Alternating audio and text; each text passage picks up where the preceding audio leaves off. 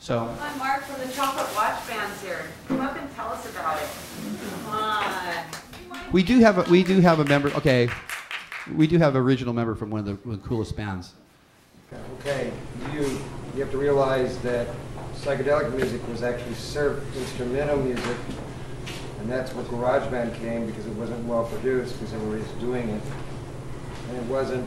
It was basically instrumentals, and then it got stretched out further and further than words were.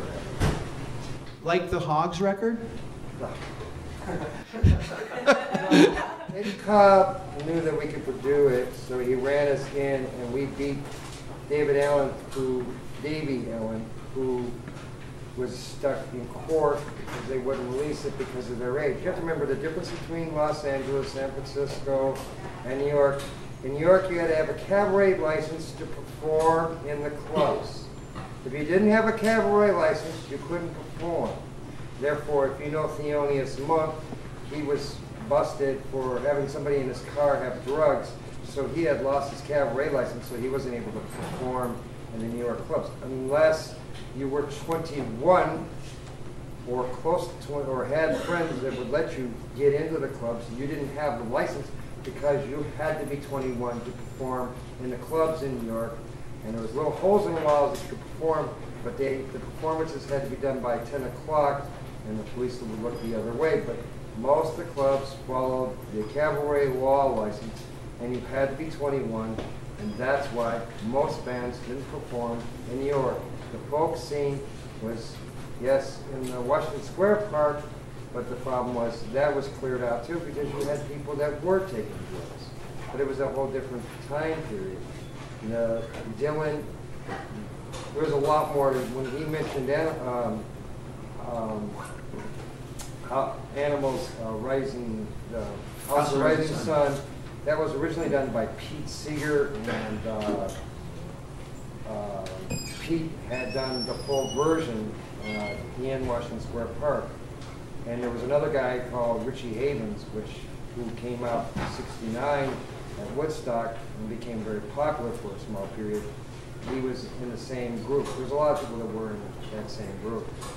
And Ginsberg would always be out doing his poetry on Saturday mornings in Washington Square Park until the police clamped down. See, you weren't supposed to perform because there was a law in New York City that Mayor LaGuardia brought in against the organ grinders that had the monkeys.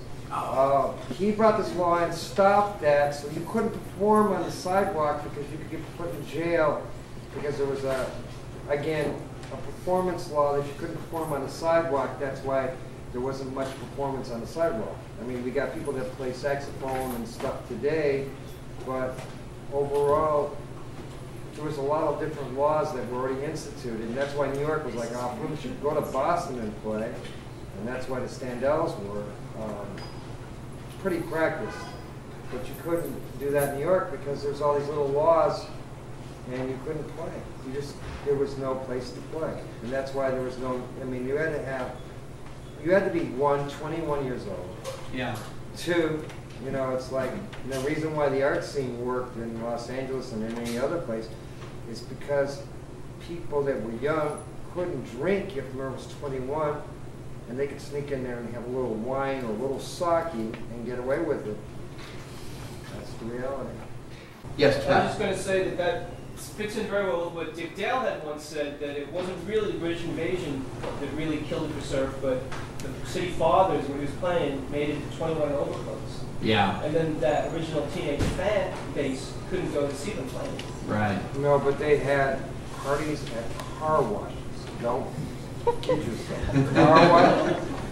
And places that would be like donut shops. And, your LA things, the reason why it was successful is because it was people that had money. You remember, everybody has this thing that the kids had the money. It wasn't the kids that had the money. It wasn't the kids that bought things.